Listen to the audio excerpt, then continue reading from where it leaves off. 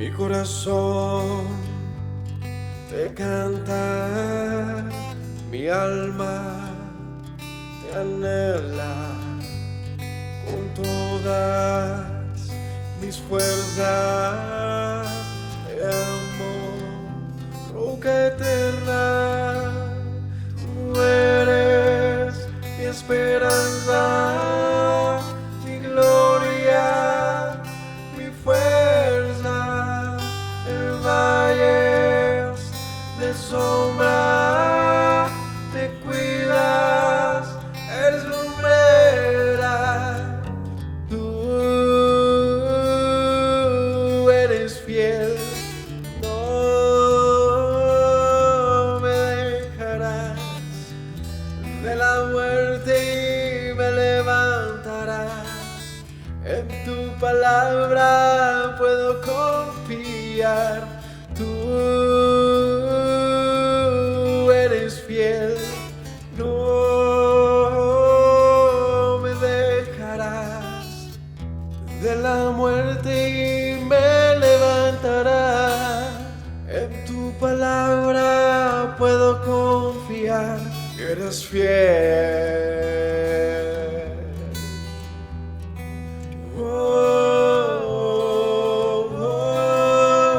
Mi corazón te canta, mi alma te anhela con todas mis fuerzas.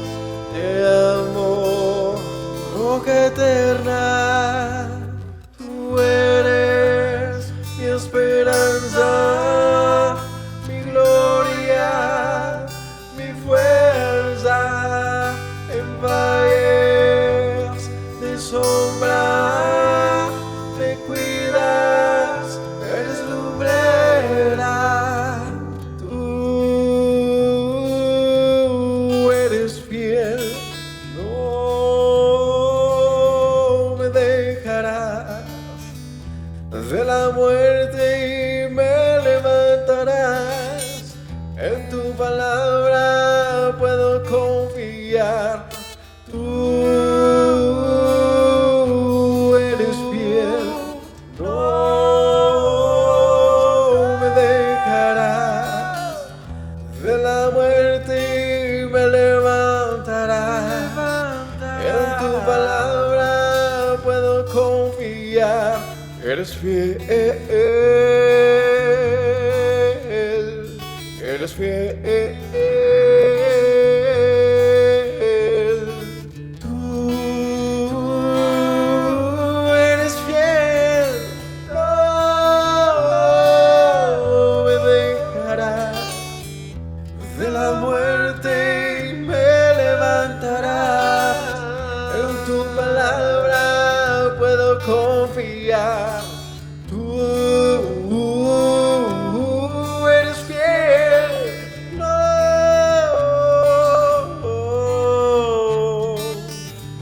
De la muerte y me levantarás. En tu palabra puedo confiar. Tú no.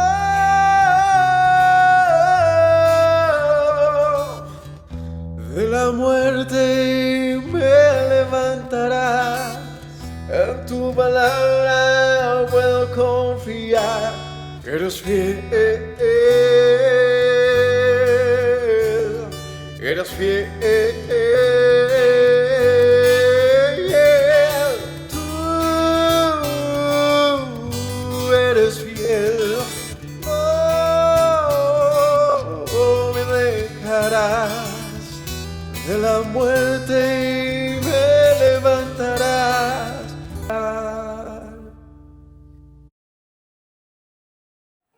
Chao, shalom para todos mis hermanos y abuelos, bendiga. Bienvenidos a un estudio más de las Sagradas Escrituras de Día de Reposo.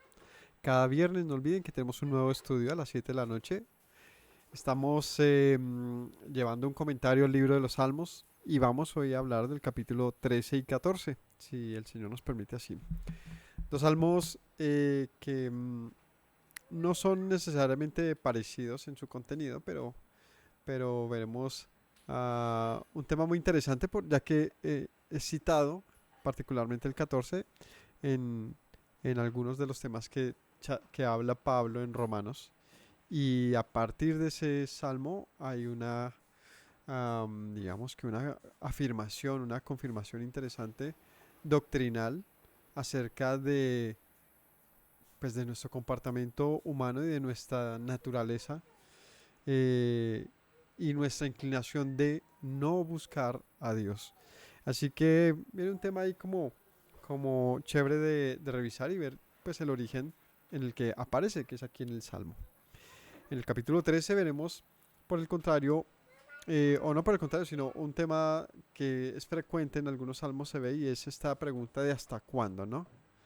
¿Hasta cuándo? ¿Hasta cuándo? ¿Hasta cuándo? Que aparece en varios salmos, y ya vimos algo de esto en el capítulo 6, donde David estaba enfermo, ¿no? Dice, Señor, ¿hasta cuándo te olvidarás? ¿No? ¿Hasta cuándo voy a estar así? Y no, ¿hasta cuándo vas a estar airado? ¿No? Si recordamos, y si no, pues lo pueden ver en nuestro canal.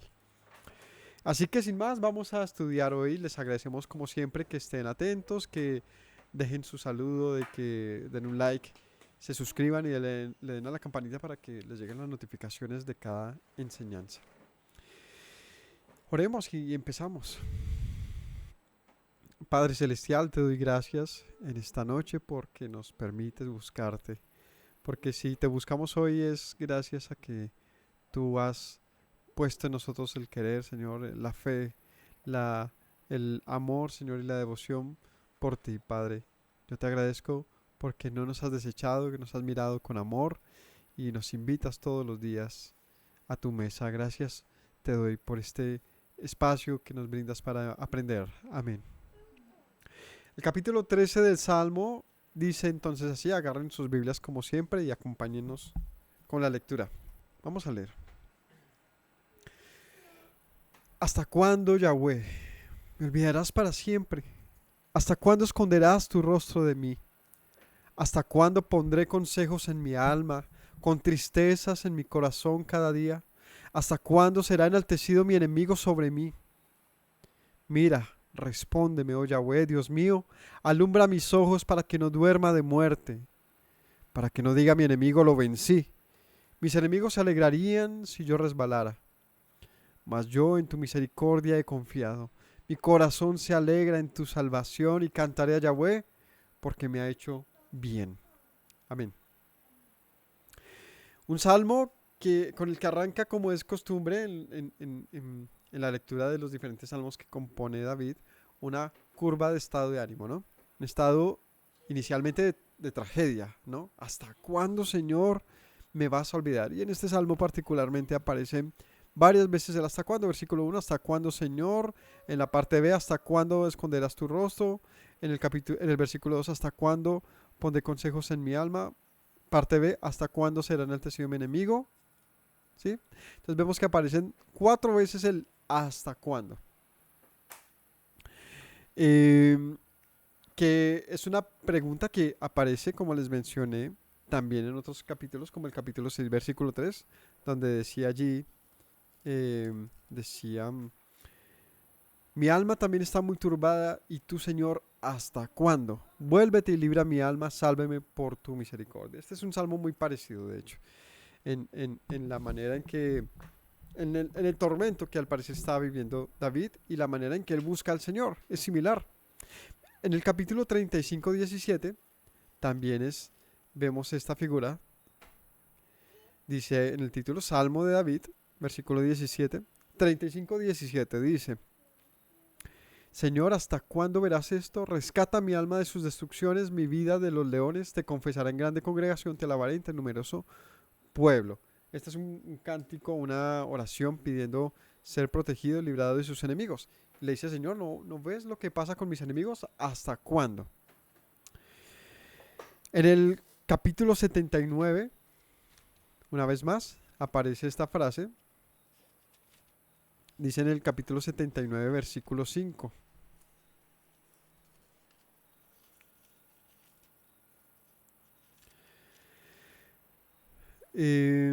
¿Hasta cuándo, Yahweh, estarás airado para siempre? ¿Arderá como fuego tu celo? Derrama tu ira sobre las naciones que no te conocen y sobre los reinos que no invocan tu nombre, porque han consumido a Jacob y su morada han desolado.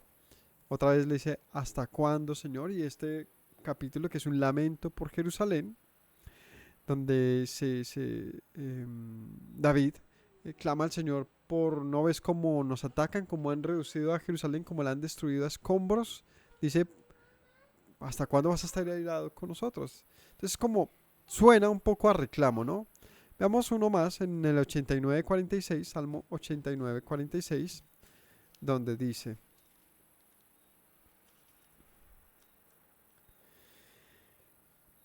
¿hasta cuándo, Yahweh, te esconderás para siempre? ¿Arderá tu ira como el fuego? Recuerda cuán breve es mi tiempo. ¿Por qué habrás creado en vano a todo hijo de hombre? ¿Qué hombre vivirá y no verá la muerte? ¿Librará su vida del poder del Seol? Señor, ¿dónde están tus antiguas misericordias que juraste a David? Este, pues evidentemente no es un salmo de David, ¿no? Es un masquil de Etán Esraíta, pero de Etán. Pero vemos esta figura de hasta cuándo estarás airado.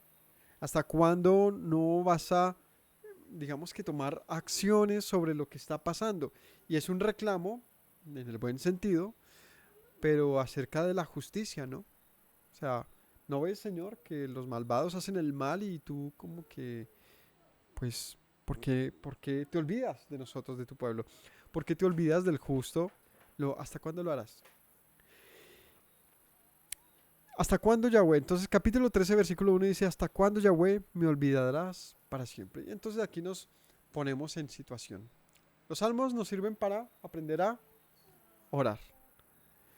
Lo aprendemos de un varón del que se declara la escritura acerca de él, que su relación con Dios fue grata, que su intimidad, su forma de pensar, de humillarse, de su arrepentimiento, su buena intención y su amor por la ley y por la justicia le hizo ser grato delante del Señor. Independientemente de todos sus errores y todos los problemas que tuvo, tenemos que aprender muchas cosas de los salmos. Por eso los estudiamos. Aquí vemos un asunto y es, ¿quién de nosotros es capaz de reclamar al Señor? Es difícil, ¿cierto? Hay momentos en los que uno piensa, ¿cómo puedo orar sin pasar por grosero y sin pasar, digamos, de la línea de hasta dónde yo puedo dirigirme de una u otra manera al Creador? Hasta dónde es debido, hasta dónde tiene sentido, ¿no? Y cuando vemos que se repite en tantos salmos este reclamo de ¿hasta cuándo, Señor? Tenemos que pensar, primero vamos a tratar de entender la razón de que David hiciera este proclama, y entonces nosotros podremos saber cómo podemos hacer, a ver, si podemos usar esto como una herramienta en nuestro tiempo de oración. En este salmo, particularmente, David está pidiendo ayuda en su aflicción, ¿no? Donde dice, estoy con tristeza todos los días, porque mis enemigos han sido más fuertes que yo. Y David está asustado de que en su flaqueza y su debilidad, su enemigo le venciera. Esto pareciera más bien otra cosa. ¿A esto a qué nos suena? Un poquito a falta de fe. ¿Podría ser? A que David se sentía muy vulnerable. ¿Es bueno, es malo? Es honesto. Es honesto, es lo único que podemos decir. Es honesto. Y está haciendo una confesión de su sentir, de su realidad interna.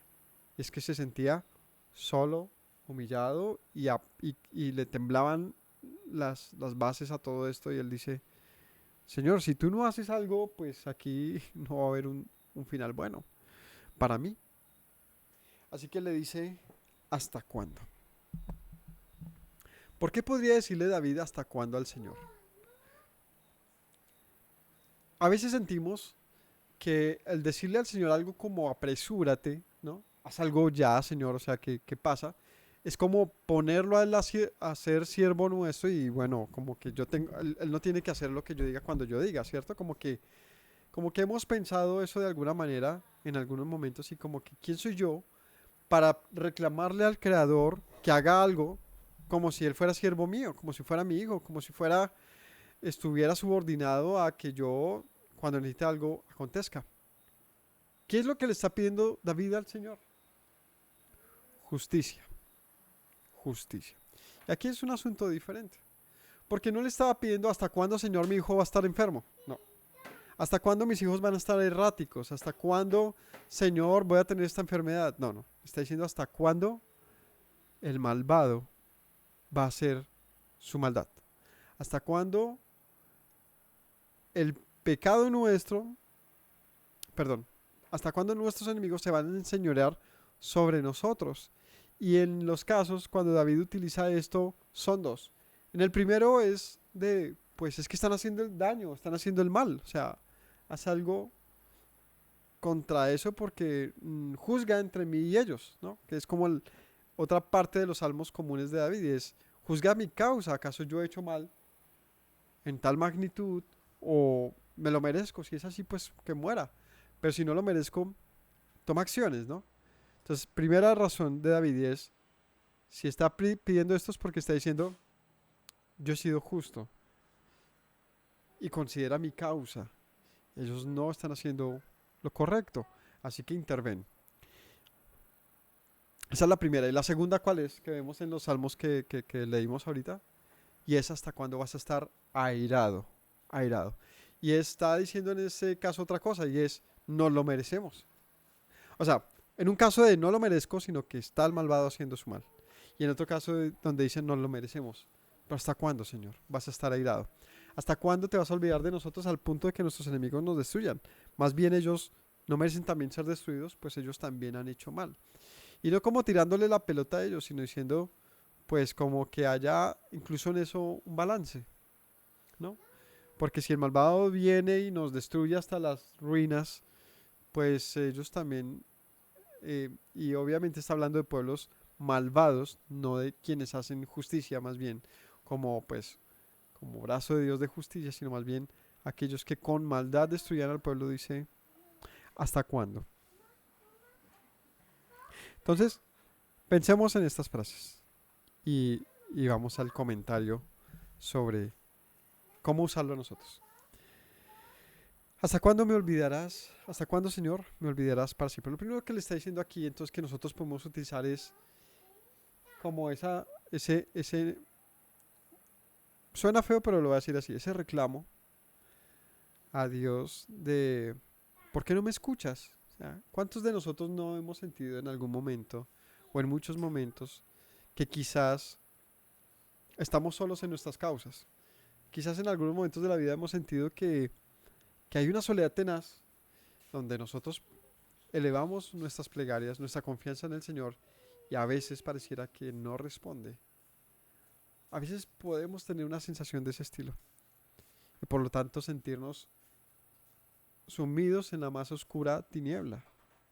Porque lo que pasa con el creyente es que él ya, en teoría, ha asumido que por su fuerza no puede nada, que por su fuerza no va a alcanzar a solucionar los grandes retos de la vida, porque él no es dueño siquiera de su propia vida, sino que depende de un ser que sea tan superior que puede librarle del peor caso en que la probabilidad de estar bien no sea posible.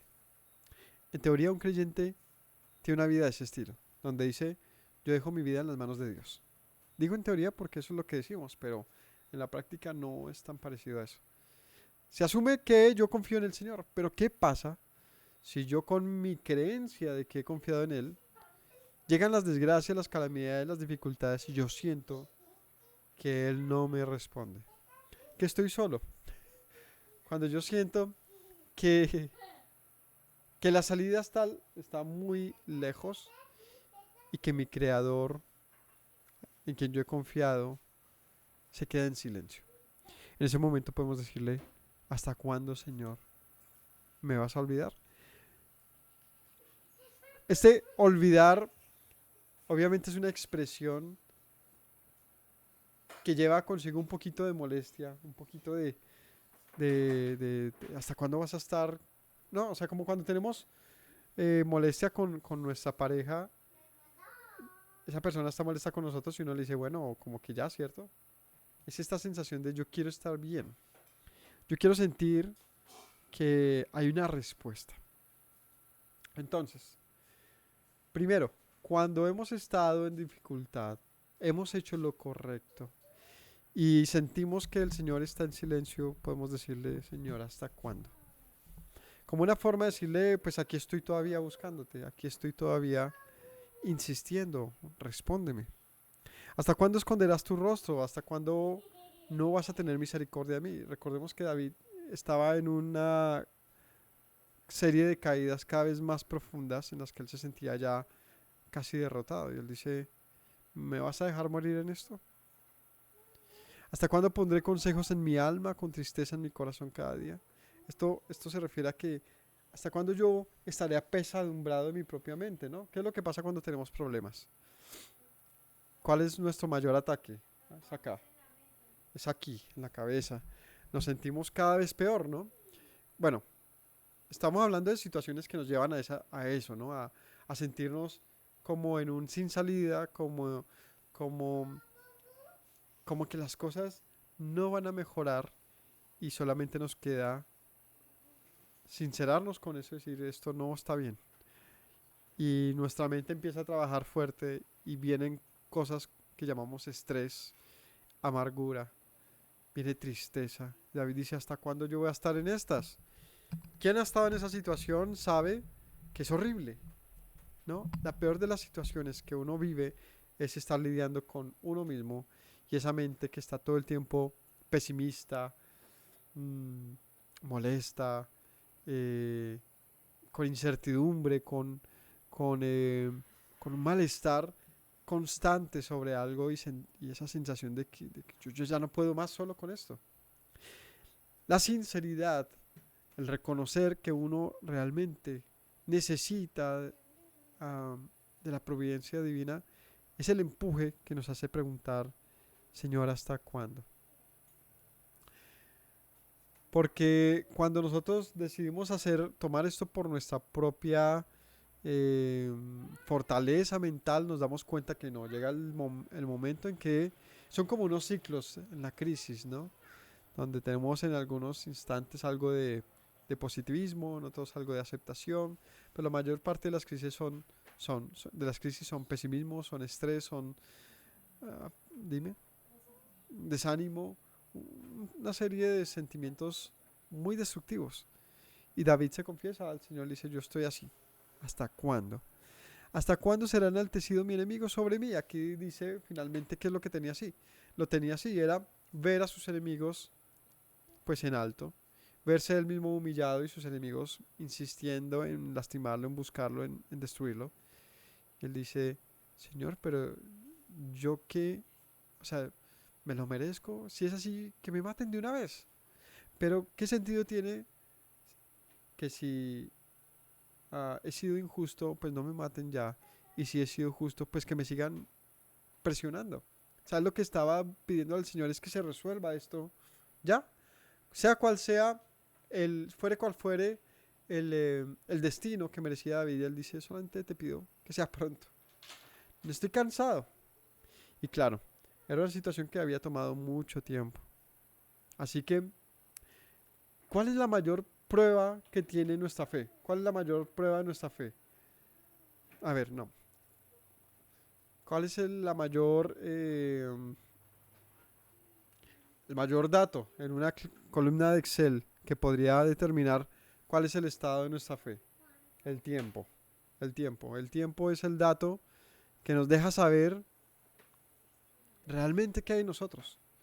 Porque una prueba de fe que se da en un día, uy, vea cómo está todo súper bien. Llevo un día sin drogarme. Llevo un día sin ir a robar. Llevo un día sin serle infiel a mi esposa. No, pues maravillosa prueba. Pero ¿qué pasa cuando no es un día, sino es un mes, cuando es un año, cuando son décadas, cuando es una vida? Pues ya se evidencia la prueba de la fe y es que finalmente es una persona que ha sido probada y aprobada, ah, y es un factor determinado por el tiempo. Así que cuando las situaciones pasan, perdón, por mucho tiempo y como que se vuelven un común, ¿no? ¿Cómo estás? Pues ahí vamos, como más de lo mismo, no ha pasado nada nuevo, es decir, mal, pero usted no tiene la culpa, como dicen por ahí.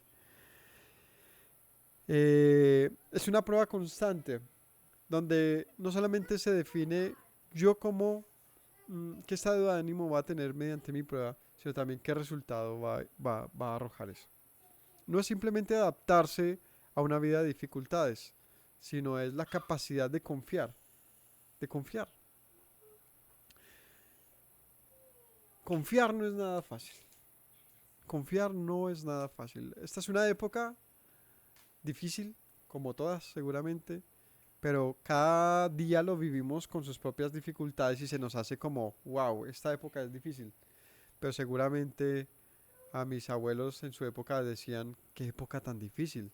Nosotros con 7 hijos sin trabajo, con dificultades, ¿cómo la veían? Pues re difícil, ¿no? O sea, cada época ha tenido sus propias cosas, ¿no? Yo pensaba no, esta no es una época para tener hijos. ¿Qué época fue entonces? Ahorita estamos recómodos. Antes que, ¿cuál era la época de antes? Mirando a ver cómo uno alimentaba 10 hijos. ¿Esa sí era la época para tener hijos? Si hablamos de la época para tener hijos, entonces nunca fue. Porque siempre ha sido difícil la vida. Siempre ha sido difícil. De hecho, pues esta es la más fácil. Esta es una época en que es muy fácil alimentar a una familia versus otras épocas. Eh, es tan relativo porque es que ahorita nosotros juzgamos bajo nuestra propia vida y lo que yo he vivido. Y claro, no está fácil que pues yo lo he tenido todo, que yo he tenido mi colegio, mi universidad y ahora tener un hijo, pero qué dificultades. Yo prefiero un gato que no me ensucia nada, que está todo en orden en la casa. Es decir, la dificultad no es tener hijos, la dificultad es que yo no tenga nada que me robe mi espacio personal. En eso se han reducido las dificultades a hoy en día. Pero fuera de esa crítica constructiva, no hay nada más bonito que darse cuenta que las dificultades y problemas de la vida nos hacen personas fuertes y capaces. Capaces. Capaces. Finalmente es eso. Capaces de las cosas que yo no quiero hacer, pero que cuando me doy cuenta que las puedo hacer, pues puedo ponerme en los zapatos de los demás, no solamente, sino que también soy capaz de incluso cosas más complejas, más difíciles. Y eso se llama confianza. Confianza. Uno llega a un estado de que está tranquilo. Tranquilo sencillamente. Y esa tranquilidad entonces se da cuando en el medio de la prueba de las dificultades podemos sortearlas y salir adelante. No siempre pasa. Por supuesto que no. Hay gente que sí dice muy lindo tener hijos, pero en la mayoría de los casos es muy difícil porque hay mucho estrés, porque mientras no trabaja no tiene tiempo para los hijos, porque mil razones. Hay mil razones que simplemente hacen que muchos no estimen lo que llaman un problema, que para otros puede ser una bendición, ¿no? Eh, entonces, fuera de ese asunto de los hijos, simplemente era un ejemplo de que nuestra concepción de dificultad, de problema, sí es muy relativa, en muchos casos, ¿no? Hay otras cosas que definitivamente son problemas, son dificultades, son difíciles, muy difíciles. Hay cosas que tú puedes decidir entrarle, hay otras que te llegan, hay cosas que tú puedes escoger, pero muchas dificultades simplemente están ahí y ya. Entonces cuando llega la dificultad, ¿qué vamos a hacer? Andar renegando, diciendo, oh no, ¿para qué me puse en estas? ¿Para qué? ¿Para qué? ¿Y por qué? Y una actitud, digamos que negativa ante las adversidades. No, yo creo que lo que debemos hacer y hemos aprendido es busca al Señor y humíllate y dile, Señor, ¿hasta cuándo? Y no diciéndole, pues, ¿qué te pasa que no has hecho lo que yo te digo? Obviamente no es eso, sino déjame saber, Señor, esta prueba cuándo terminará. Estoy cansado, estoy cansada. Acuérdate de mí, porque mis enemigos, mis dificultades son muy grandes. Mira, respóndeme, oh Yahweh, Dios mío, alumbra mis ojos para que no duerma de muerte, para que no diga mi enemigo lo he vencido. Mis enemigos se alegrarían si yo resbalara. Está diciendo, respóndeme, Señor, porque lo que más quieren mis enemigos es que yo muera, que yo pierda, es que yo sea vencido. Si yo resbalo, ellos estarán bien. Así que respóndeme y alúmbrame para no morir. Versículo 5, y viene el cambio drástico, pero yo en tu misericordia he confiado, mi corazón se alegrará en tu salvación, cantaré a Yahweh porque me ha hecho bien. Esto pareciera un año después.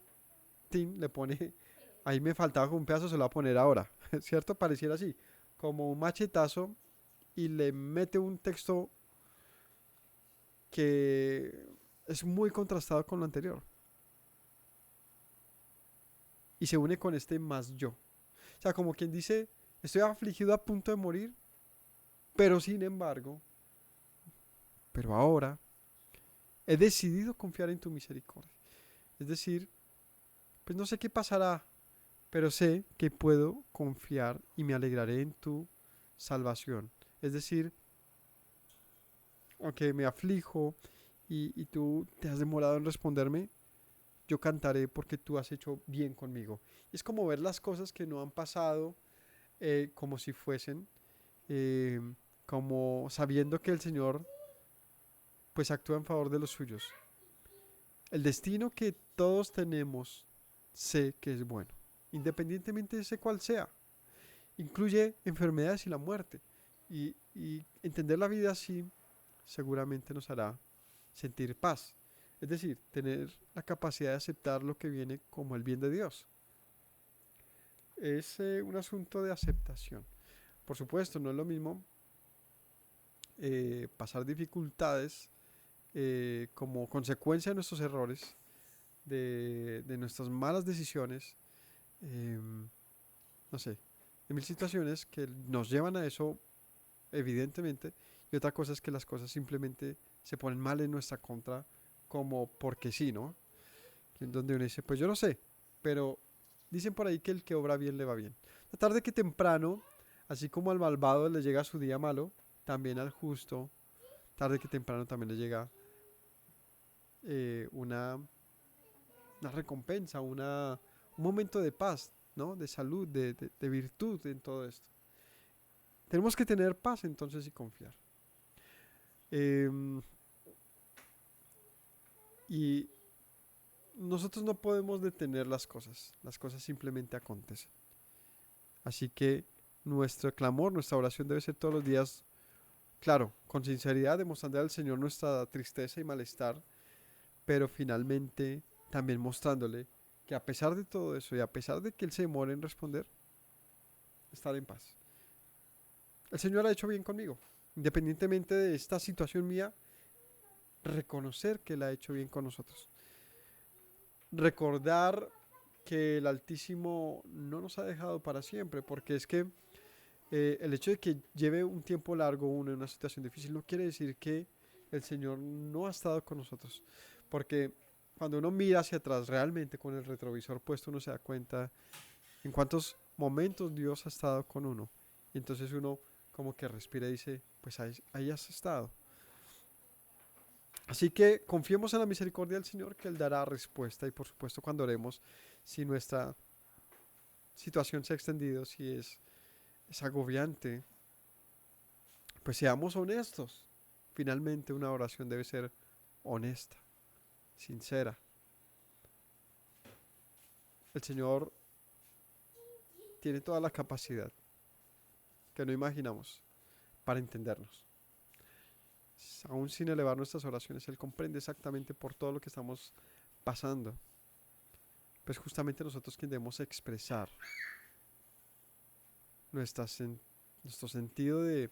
A ver, uno como hijo a quien le clama, uno a quien le llora, a los papás, porque uno sabe que los papás siempre van a tender la mano por uno. Bueno, hablo de las situaciones que nos llevan a eso, ¿no? Es decir, un papá que lo ama a uno y un papá que está decidido a todo por sus hijos. No siempre es el caso y no siempre lo merecen los hijos. Hay veces que uno dice, pues que ya no más, ¿no? Pero, y eso no califica como buenos o malos a los papás, simplemente digo que uno de los mayores reflejos de lo que un papá es, de lo que alguien está dispuesto a hacer por otra persona es los papás con uno.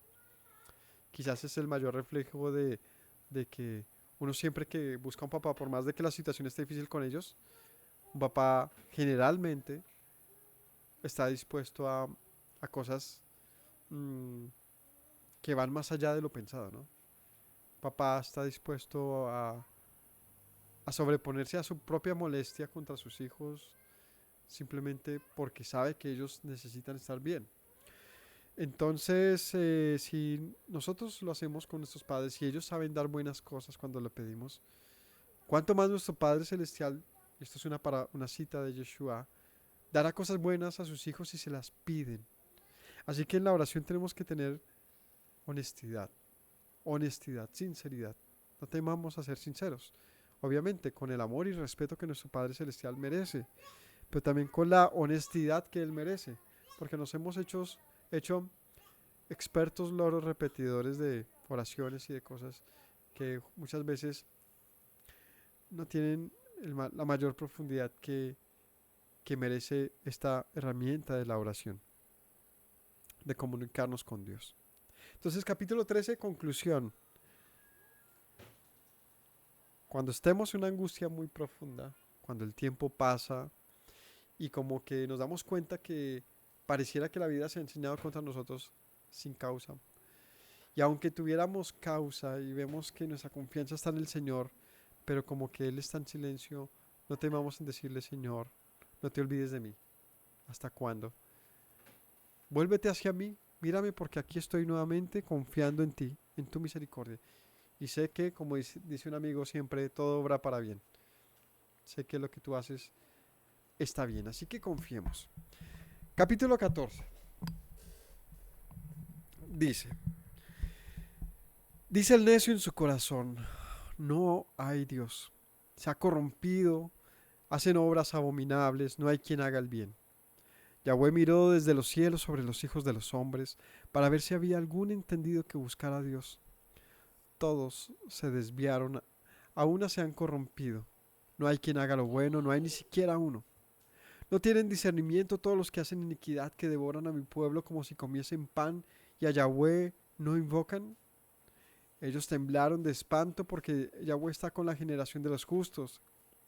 Del consejo del pobre se han burlado, pero Yahweh es su esperanza. Oh, que de Sión saliera la salvación de Israel. Cuando Yahweh hiciere volver a los cautivos de su pueblo, se gozará Jacob y se alegrará Israel. Un salmo interesante. Porque David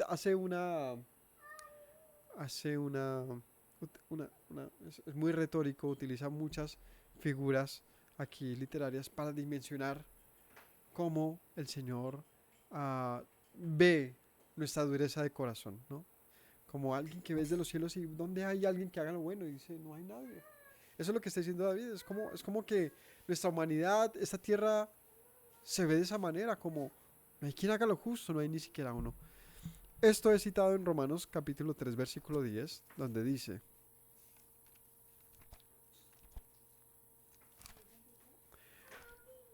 capítulo 3, versículo 10.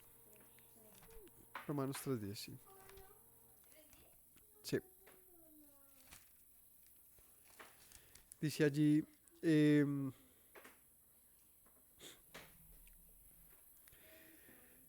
desde el 9, ¿qué pues somos nosotros mejores que ellos? En ninguna manera.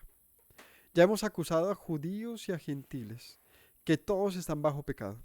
Como está escrito, no hay justo ni aun uno. No hay quien entienda, no hay quien busque a Dios, todos se desviaron, a una se hicieron inútiles. No hay quien haga lo bueno, no hay ni siquiera uno. Y aquí cita otros versos de otros pasajes. Sepulcro abierto su garganta, con su lengua engañan. Veneno de áspides hay debajo de sus labios, su boca está llena de maldición y de amargura. Sus pies se apresuran para derramar sangre, quebranto y desventura hay en sus caminos, y no conocieron camino de paz. No hay temor de Dios delante de sus ojos. Este verso, estas citas que da Pablo, lo dan un contexto muy interesante acerca de ¿para quién es el Evangelio? Yo les invito a que en este momento hagan una pausa ahí del video, miran las listas de reproducción de nosotros al libro de Romanos capítulo 3. Ahí tenemos un comentario a todo esto. Aquí solamente les voy a dar un dato aquí interesante. Pablo, en el libro de Romanos en este momento está informando para quién es el Evangelio. ¿Para quiénes? Para todos. Para todos. Judíos y no judíos. Griegos, gentiles. Para todo el mundo. ¿Por qué? Porque todos hemos pecado. Porque no hay ni siquiera uno que haga lo bueno realmente. Y ahorita vamos a ver de qué se trata esto de hacer lo bueno.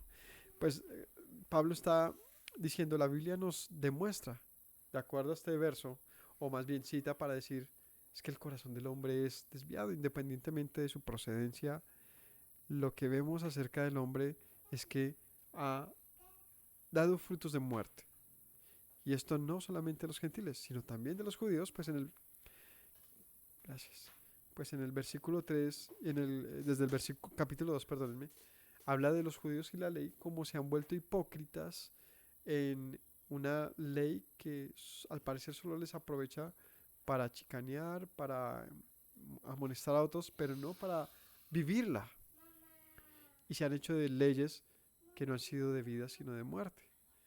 Así que se han hecho culpables, porque en su hipocresía han demostrado que hay gente entre los pueblos y las naciones que no conocen a Dios, parecen ser más justos que ellos. Y es una crítica muy dura, no solamente, es decir, va más allá de los judíos, es una crítica a los líderes judíos, es decir, a los supuestos piadosos. Así que en su crítica de tú que te jactas de la ley, bueno, de hecho así lo dice en el versículo 17 del capítulo 2. He aquí que tú tienes sobrenombre de judío y te apoyas en la ley, te glorías en Dios y conoces su voluntad, e instruido por la ley apruebas lo mejor. Confías en que eres guía de ciegos, luz de los que están en tinieblas, instructor de indoctos, maestro de niños, que tienes en la ley la forma de ciencia y de la verdad. Tú pues que enseñas a otro, ¿no te enseñas a ti mismo? Tú que predicas que no sea de hurtar, hurtas. Tú que dices que no sea de adulterar, adulteras. Tú que abominas de los ídolos, cometes sacrilegio. Tú que te jactas de la ley, con infracción de la ley deshonras a Dios, porque como está escrito, el nombre de Dios es blasfemado entre los gentiles por causa de vosotros. Pues en verdad la circuncisión aprovecha si guardas la ley, pero si eres transgresor de la ley, tu circuncisión viene a ser incircuncisión. Si pues el incircunciso guarda las ordenanzas de la ley, no será tenida su incircuncisión como circuncisión. Y el que físicamente es incircunciso, pero guarda perfectamente la ley, te condenará a ti, que con la letra de la ley y con la circuncisión eres transgresor de la ley. Pues no es judío el que lo es exteriormente, ni es la circuncisión la que se hace exteriormente en la carne, sino que es judío el que lo es en lo interior, y la circuncisión es la del corazón, en espíritu, no en letra, la alabanza del cual no viene de los hombres, sino de Dios.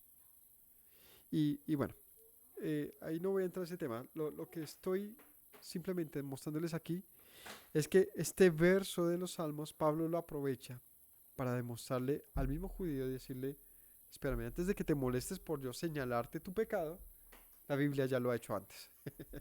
Es lo que está diciendo. Esto ya estaba escrito. ¿O es que no hablaba este verso de ustedes también? No hay uno que haga rectamente. Entonces volvamos al Salmo capítulo 14. Dice el necio en su corazón, no hay Dios. ¿Quién dice que no hay Dios? El necio. ¿Por qué dice que no hay Dios? Porque no quiere ser escrutado. Porque no quiere que haya algo que lo revise y le diga si es bueno o malo lo que hace. Cuando una persona cancela la existencia de Dios, más allá de modas, más allá de un asunto filosófico, mayormente está en este asunto moral de ¿por qué tengo yo que ser juzgado por alguien que no veo? Eso no tiene sentido para mí. Por lo tanto, es más es más fácil alejar a Dios de mí, su concepto, lo que representa, lo entienda o no. Es más fácil gritar a los cielos acerca de lo que no conozco que aceptar algo que yo no quiero aceptar porque me va a estar señalando. Esa es la realidad. Hay casos de casos, por supuesto. No quiero meter a todo el mundo en un costal, pero sí digo que eh, la gran predisposición que hay en el mundo actual de reconocer a Dios no está en que no lo ven. Que de hecho pues, es una torpeza pensarlo así, dado que es evidente en cada cosa que hay. Y bueno, de eso hay mucho que decir, la verdad. No es algo escaso, es algo muy generoso la concepción de un Dios. Independientemente de cómo lo imaginemos, llegar a concluir que hay Dios es mil veces, es infinitamente más fácil que llegar a concluir que no hay Dios. De hecho, para concluir que no hay Dios hay que hacer un gran esfuerzo, mayor que la de asumir que hay un Dios, aunque no lo veamos. Y seguramente no lo habíamos notado. Pero es que la humanidad, tradicionalmente, en su ignorancia, a más no poder, en la antigüedad, todas asumían la existencia de un Dios. Por lo tanto, es fácil asumir que hay un Dios, porque esto responde a miles de preguntas básicas sobre la existencia, sobre nuestro lugar en este mundo. Así que concluir que hay Dios realmente no es difícil. Innatamente, desde adentro, le invocamos, sin darnos cuenta. Nuestra necesidad de reconocerlo nos lleva a llegar a un momento de decir, no quiero reconocerlo. Y es más, demuéstreme que está. Entonces llega el punto difícil y es demostrar que no está. Es que es curioso, de verdad que lo es. Cuando lo analizamos, asumir que hay Dios es relativamente fácil. Y asumir que no hay necesita un estudio, necesita conjeturas profundas, necesita una observación que mayormente se apoya en pensamientos de otras personas y no propios. Porque el pensamiento propio nos dice, Señor, ayúdame con este parcial. Señor, ayúdame a conseguir novia. Señor, la embarré mal, perdón Dios. O sea, independientemente, dentro de nosotros siempre hay una intención de, necesito invocar a esto que no conozco, pero sé que está. Pero cuando llega un punto que nos obliga, o no, que nos impulsa a desestimar y anular a Dios, es la necedad. Porque el creer que Dios, como les digo, es relativamente fácil. Para negarlo se requieren estudios. Para creer en él no. Porque es evidente. Esperen, voy a explicarlo mejor. Yo abro mis ojos y veo mis manos y digo, existo. En el momento no tengo ni que verme. En el momento que yo abro los ojos y veo este paneo de que estoy viendo cosas, de que estoy sintiendo, yo digo, existo. Inmediatamente yo digo, ¿por qué existo? Algo me ha creado, algo ha hecho esta existencia. Sea como sea que he llegado hasta aquí, algo me ha hecho estar acá. No tengo que haberlo estudiado. Es una conclusión fácil, sencilla, que mi hijo va a preguntar en algún momento, que va a tener que entenderla o dimensionarla siquiera. Según la cultura, según nuestra procedencia, nuestros padres nos habrán inculcado una manera de pensar en ese sentido. Pero es innato que nosotros descubrir, decir, ¿quién soy yo y por qué estoy acá y quién me puso aquí? Ningún animal lo hace, ningún árbol lo hace, ninguna roca se ha puesto a pensar así en modo piedra filosofal. Ha puesto a decir, ¿por qué estoy acá? Y no me muevo. No puede, no tiene esa necesidad, pero nosotros sí. Así que conclusión, de una manera muy sencilla les digo, concluir que Dios, independientemente de lo que tú creas, si existe o no, es que es fácil. Porque entonces yo dimensiono todo. Y las probabilidades. ¿Sabes qué probabilidad hay de que yo exista? ¿Qué hay probabilidad hay de que exista siquiera un universo? ¿Qué probabilidad hay de que en ese universo haya algo de vida? Que se genere una proteína. Creo que la probabilidad es de 10 a la 67. Eso es un número incalculable, es un Google. Es un número que uno dice, es improbable. Este tema de las probabilidades me parece tan chévere porque a uno prefiere decir es que no hay Dios. No es probable. ¿Por qué? Pues porque no lo veo. ¿Qué probabilidad de que yo exista? Pues la evolución, sí, pero ¿qué probabilidad? Entonces yo le digo, bueno, eh, ¿no quieres tener hijos? No. Entonces, ¿qué vas a hacer? Pues me cuido. ¿Cómo lo haces? Bueno, uso condón. ¿Qué probabilidad hay de que quedes embarazada con un condón? No sé, un 98, 99%. Hay un 2% de probabilidad de que quedes embarazada y aún así lo usas. O sea que quieres tener un hijo. Porque es probable un 2%. No es nada, pero es mucho. 2% quiere decir que 2 de cada 100 mujeres quedan embarazadas después de usar condón. Pero que el universo exista, que yo exista, que una proteína se haya generado desde 10 a la 67, es un número cuyos ceros no nos caben en todo este lugar. Es un número inconcebible de probabilidad. Y la probabilidad de que ese número se dé también es un número gigantesco. O sea, es una concatenación de improbabilidades para decir que hay probabilidad. Y decir nosotros es que fue gracias a eso. Pues es una excusa demasiado, demasiado, demasiado improbable. Sin embargo, olímpicamente decimos, pues se da de esa manera. Como si la improbabilidad más grande que existe en toda la existencia incalculable, decimos, pues se nos dio la probabilidad. Que nos parezca más fácil decir eso que decir, ay Dios, eh, nos demuestra pues muchas cosas, habla mucho de nosotros. Y lo que tenemos que preguntar es, ¿por qué me resulta más fácil asimilar una improbabilidad que asimilar que hay Dios? Para mí es más fácil asimilar eh,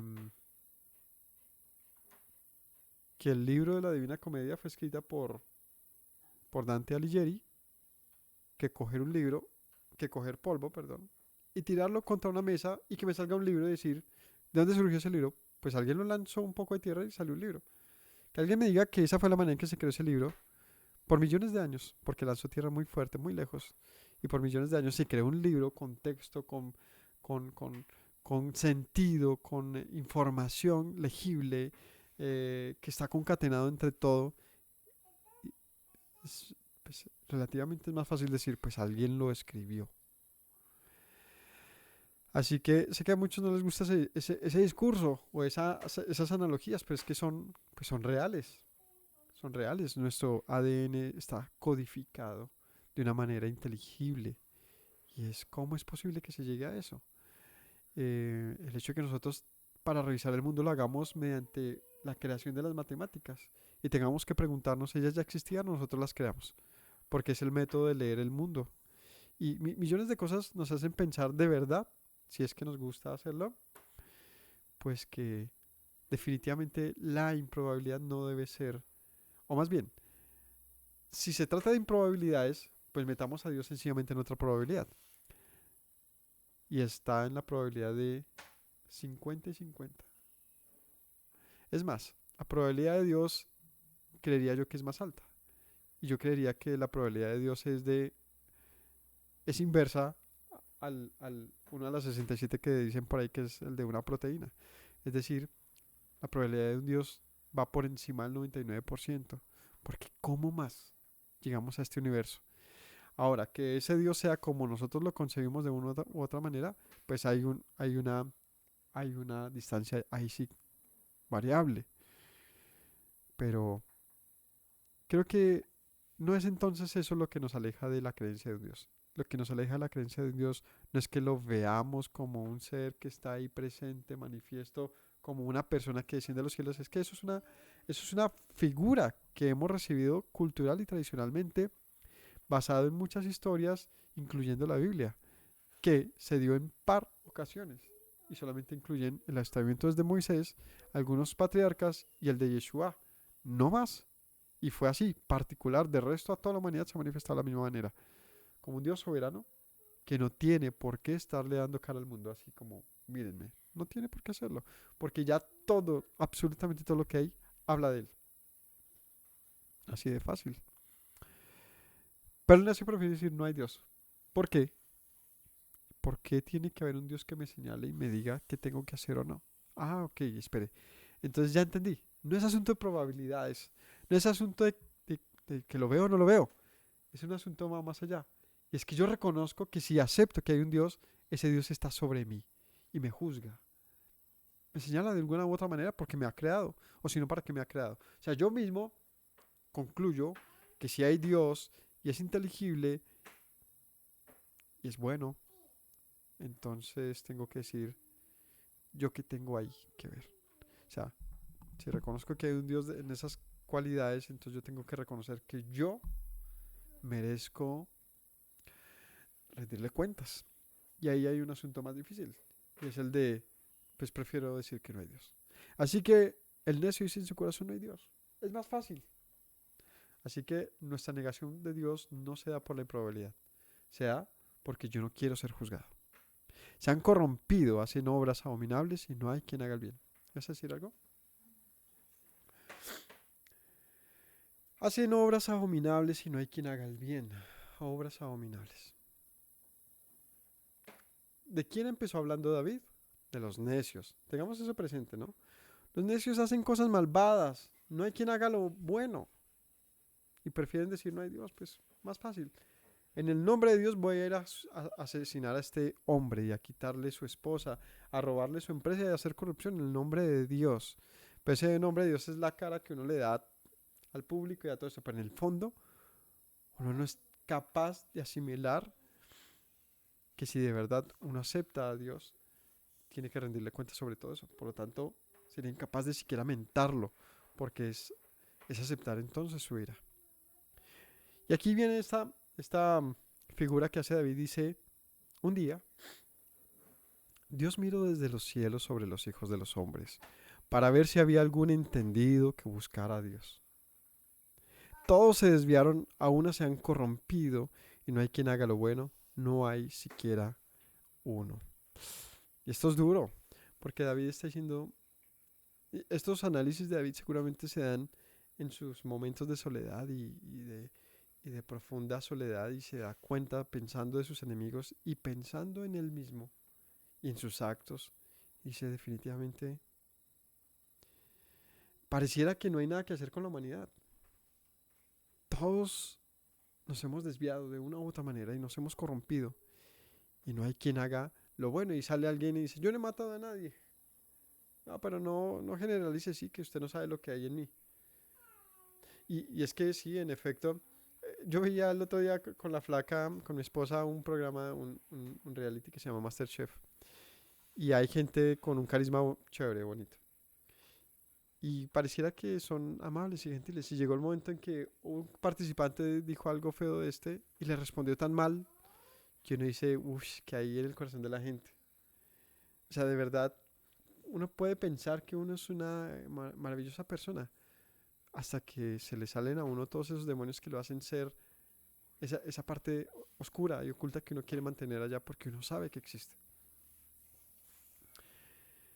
Lo que pasa es que todo el mundo es maravilloso y hermoso cuando todo está bien, pero no es más que ver siquiera las redes sociales de la gente y cómo expresa su odio todo el tiempo sobre lo que no le gusta, sobre lo que no está de acuerdo, sobre la política, sobre los ¿cómo se llama esto? Sobre el fútbol, sobre los hinchas, los equipos. O sea, la gente está llena de odio todo el tiempo.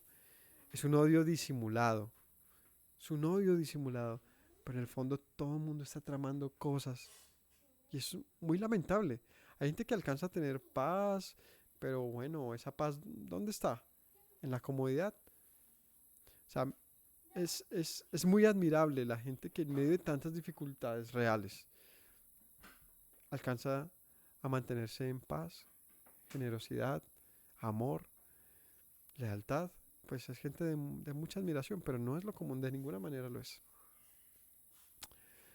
Así que David dice, no hay nadie que haga lo bueno. ¿No tienen discernimiento todos los que hacen iniquidad, que devoran a mi pueblo como si comiese pan y a Dios no invocan?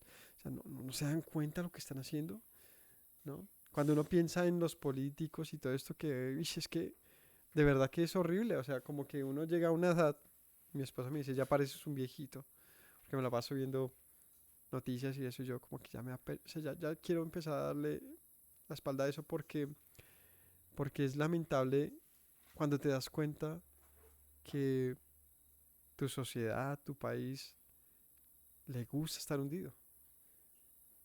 Es decir, pareciera que hay una incapacidad de salir adelante porque puja más fuerte el odio, el resentimiento, la corrupción, ah, la codicia, eh, bueno, mil cosas. Y uno dice, ¿dónde queda lo otro?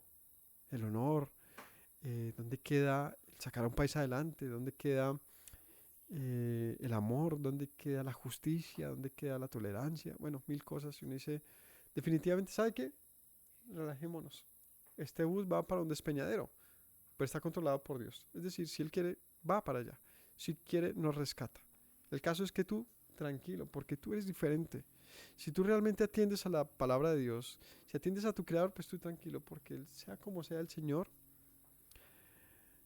nos librará, nos cuidará, no sé, hará lo que tenga que hacer.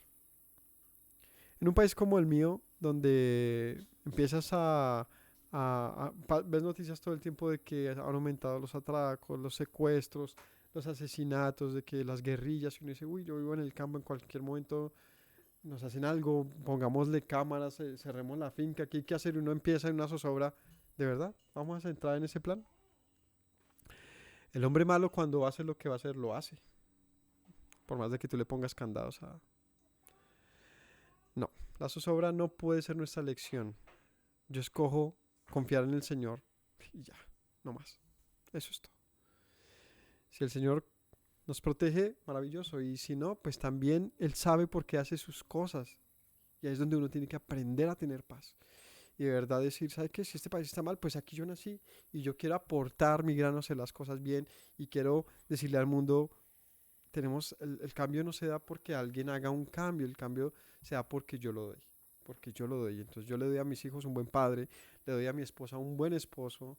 Y entonces mis hijos quizás tengan eso presente cuando crezcan y digan, ¿sabe que yo también voy a darle una buena vida a mi esposa y también voy a ser apreciado? Quiero estar con alguien que me valore como mi papá valoraba a mi mamá y voy a respetar a mis hijos y los voy a amar como mi papá me amó. Ese tipo de cosas son la manera en que uno puede generar un tipo de cambio social. Este, entonces te das cuenta que los vecinos te quieren, son generosos contigo, te honran, que la gente te aprecia. Todo eso se da porque tú propicias un cambio y de pronto otros intentan ah, replicar esas cosas. Dicen, el Dios que estos sirven, pues los hace diferentes.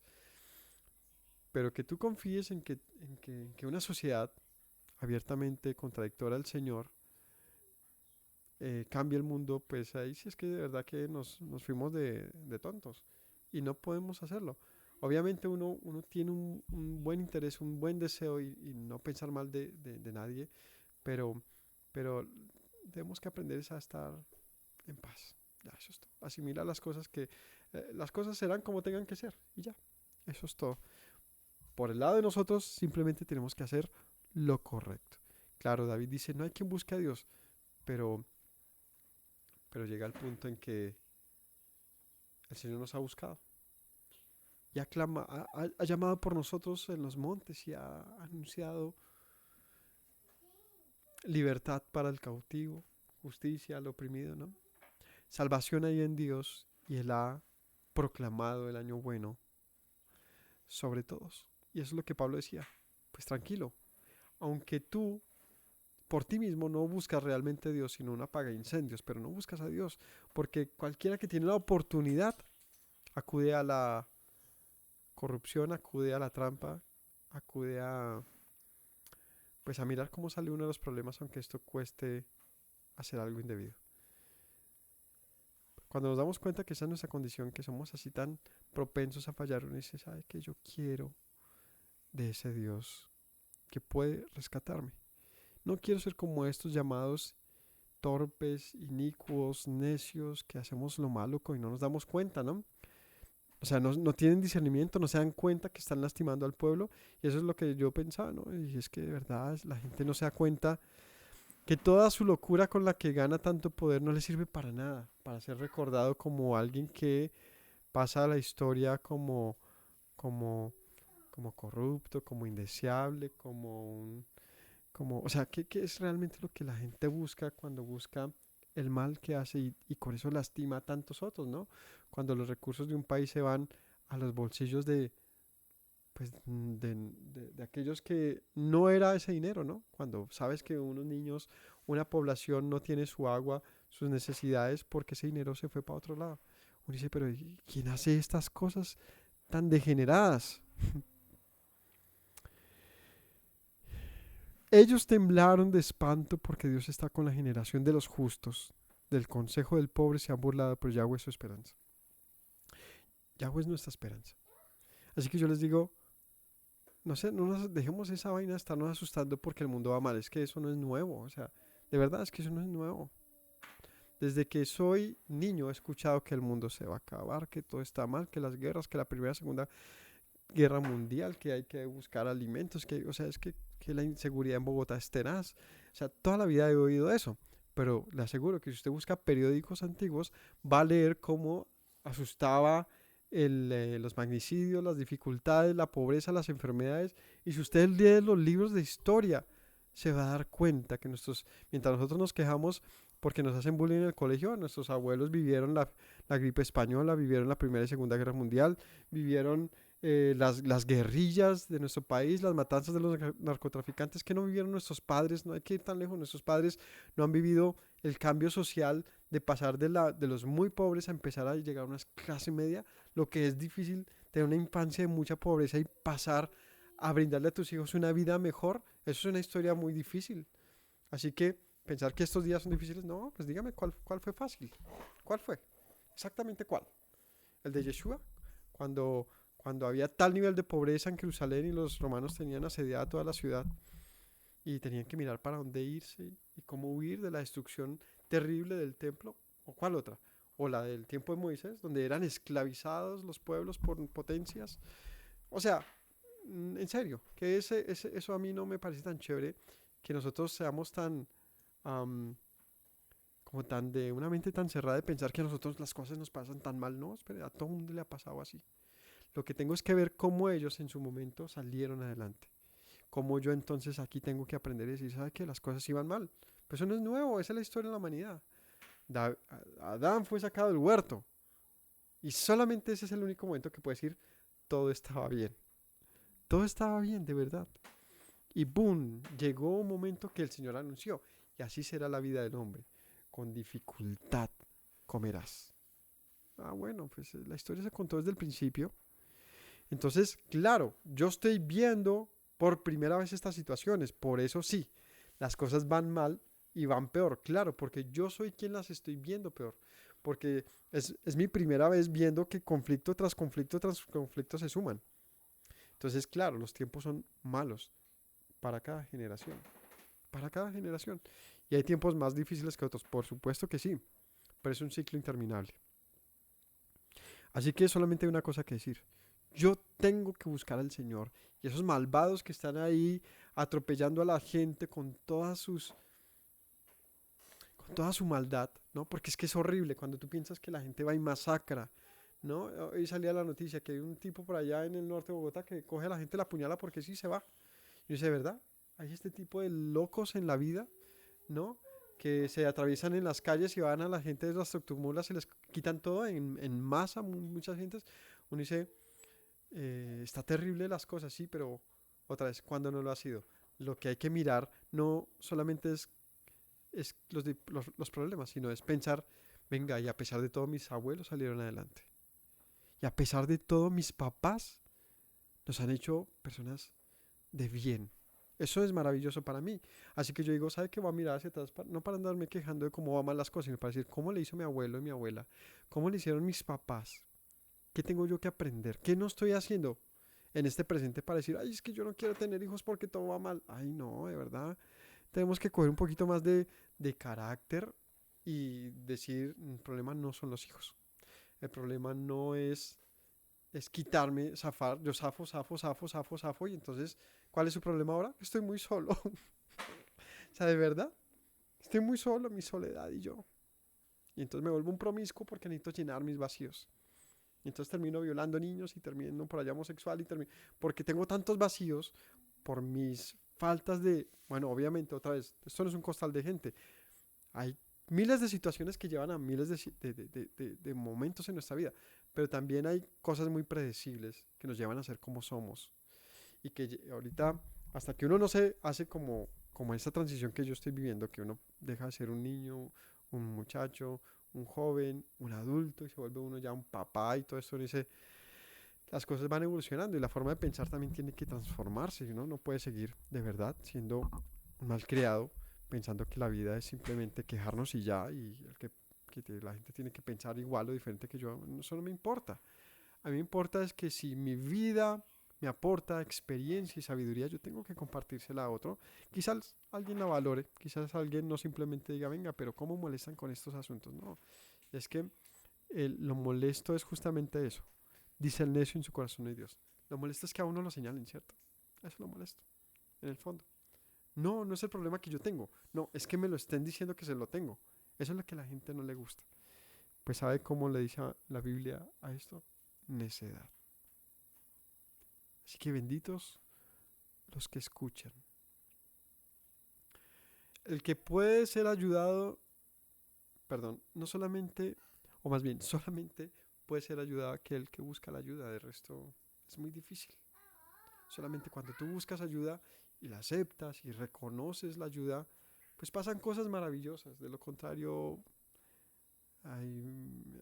queridos, la soledad, la tristeza, la amargura y sí, muchas locuras, mucha vida chévere, mucha vida, muchas vueltas, pero de vacío profundo. No, la Biblia nos expresa una vida mucho más completa, profundamente completa, con sentido, sabia, de honor, de cosas heredables que van más allá de lo material. Cuando tú le puedes transmitir a tu hijo el valor de la responsabilidad, del amor, sí, seguramente un hijo no previsto, pero lo sacas adelante, aunque no lo planeaste, eso vale oro. No fue nunca un problema. Claro, dificultades mil, pero una cosa es asumir las dificultades y otra cosa es llamarles toda la vida problema, ¿no? Como escuchaba por ahí a alguien, no me acuerdo dónde, que decía, no, mis hijos desde que tuve... fuimos con mi esposa a una cita médica y a la doctora que nos atendió es de esas que no paran de hablar y empezaba a contarnos sobre sus experiencias de su familia y decía, no, y no van a tener más hijos, ¿cierto? Porque es que a mí sí me ha ido súper mal, he tenido 3 hijos y una es drogadicta y el otro, no sé, empezó así a hablarnos y nos decía, pues, triste que un padre se lamente de sus hijos porque se la ha pasado toda su vida, ¿dónde? Atendiendo pacientes. Lo siento, pero es que ahí es donde es parte del problema, ¿no? No solamente los hijos, sino, pues, ¿dónde están ellos y dónde estás tú? Atendiendo, ser doctor es difícil, porque ser doctor significa tener mucho tiempo dedicado a muchas cosas que no son la familia. Así que decir luego, es que eso haber tenido hijos fue tenaz. No, espérame. Ella me está hablando de planificación. Yo le dije, es que eso es justamente lo que toca planificar. No cuántos hijos tengo, sino en qué momento debo ser un padre para ellos. Porque cortarse cosas y quitarse cosas para no tener hijos, brevísimo. Pero la planificación de vida es lo que debería enseñarse. ¿Quieres ser doctor? Bueno, entonces aplaza la familia, pero lejos, lejos, lejos, lejos. Ojalá ya cuando estés pensionado y estés recibiendo un dinero, de pronto tener una familia. De resto, ni la dimensiones, porque luego le vas a echar la culpa a esa familia. Pues si de verdad quieres tener... ¿Y para qué? Para quedarte encerrado en oficina siendo un gran doctor maravilloso, sí. Pero ¿y qué ganaste? Absolutamente, ¿qué ganaste? ¿Ayudaste a otros? Pues no me parece que así sea. Porque muchos de los doctores a los que la mayoría que acudimos son muy mala ondas. O sea, como que no se lo disfrutan. Como que atender pacientes es peluquear pollos para meterlos a la olla. Muy pocos, o bueno, tampoco muy pocos, pero sí pocos doctores son los que realmente tienen como una vocación y disfrute a eso. De lo contrario es que ganar mucho dinero y estar atareado toda la vida, ¿en serio eso es éxito? Pues a mí no me lo parece mucho. Pero claro, una carrera em, en la que tú le metes mucho empeño, tienes que primero, antes de meterle todo ese empeño, si es lo que quieres. Si es lo que quieres, entonces planifica tener o no hijos, porque primero está tu carrera, si es lo que quieres. Porque supuestamente con eso, entonces vas a lograr qué, ¿no? Cuando tengas bien eso claro, pues ahí sí. Pero no, si uno dice, venga, sí, yo quiero tener una carrera, pero es que yo también quiero tener paz y un hogar y quiero tener una pareja y quiero construir un hogar. Entonces, no vas a encontrar más excusas mejor dicho, uno como que siempre tira la pelota a otros sobre las dificultades y pensamos que la vida va a ser fácil, nunca lo va a ser. Y esa es la mayor de las conclusiones, que es que nunca se dijo que fuera fácil, simplemente la vida va, como un río escandaloso, ¿no? Yo siempre voy con mi hijo Joshua, y chiquito, y vamos para ir caminando, y yo le digo, ¿si escuchas? ¿Y qué se oye allá a lo lejos? Siempre se va a oír a lo lejos, de todas las cosas lejanas, un río. Y tú dices, por allá hay como agua fluyendo, ¿cierto? Se escucha, porque siempre está escandalosa. Y si te quieres meter, tienes que saber que es peligrosa y puede llevarte porque tiene mucho poder. Pero es sabrosa y es deliciosa. Así que tenemos que aprender pues a disfrutar la vida que el Señor nos ha dado sin quejarnos tanto. Y más bien sabiendo que, pues que el deseo de alejarnos de Dios es una decisión que no radica tanto en la probabilidad, sino más bien en el deseo de no ser juzgados. Así que de antemano decimos que no es que la gente desconozca a Dios, sino que la gente no quiere el señorío de Dios. Es diferente. Así que espero que en algo de esto les dé sentido. Y si les da, pues les aporte algo positivo. De lo contrario, pues que no pasa nada. Que todos tenemos una forma de pensar. Y lo importante es tener la capacidad de escuchar a otros. Ahí se construyen cosas. Las críticas y eso palabras. Pero cuando uno aprende a ver diferentes cosmovisiones, pues ahí nos encontramos con un pensamiento más elaborado, más sorprendente para nosotros mismos. Así que la Biblia es ese libro maravilloso que nos da una visión del mundo, de la existencia, que seguramente nos enseña en las iglesias, pero que está allí para que la disfrutemos y la descubramos. Así que la invitación de hoy, como siempre, es leer la Biblia, buscar a Dios en oración y reconocer que si estamos en el camino de Dios es porque Él se ha hecho tan evidente que en mi caso y en el de ustedes, espero, hemos dicho, ¿sabe qué? No le voy a oír más a esto. Yo quiero poner mi vida a sus pies. Y si Él me ha de juzgar, entonces que me juzgue porque Él es el juez justo. Pero conmigo no hay caso. Así que yo prefiero someterme a su misericordia y quiero hacer las cosas bien. Entonces nos llenamos de valentía, de esperanza, de fortaleza. Decimos, aunque me caiga, Él me levantará. ¿Y cuál es el miedo a eso? O sea, ¿a qué le estamos huyendo? Lo que lo vimos realmente es a no querer salir del error. Y ese sí es pues el peor de todos. Así que bueno, Dios los bendiga, gracias por acompañarnos.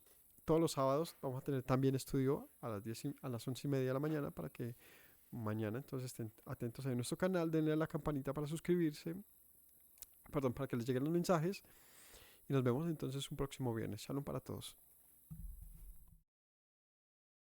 Me presento nuevamente, mi Rey, mi buen Señor. Mis pasos se han desviado, necesitan dirección. En tu amor me he refugiado, Yeshua, pues así al Padre puedo hoy decir. Me presento nuevamente, mi Rey, mi buen Señor. Mis pasos se han desviado, necesitan dirección. En tu amor me he refugiado, Yeshua, pues así al Padre puedo hoy decir: Abba, Padre, Baruch atah. Señor Dios nuestro Rey de eternidad, Abba, Padre, Baruch atah. Adonai Eloheinu melech haolam.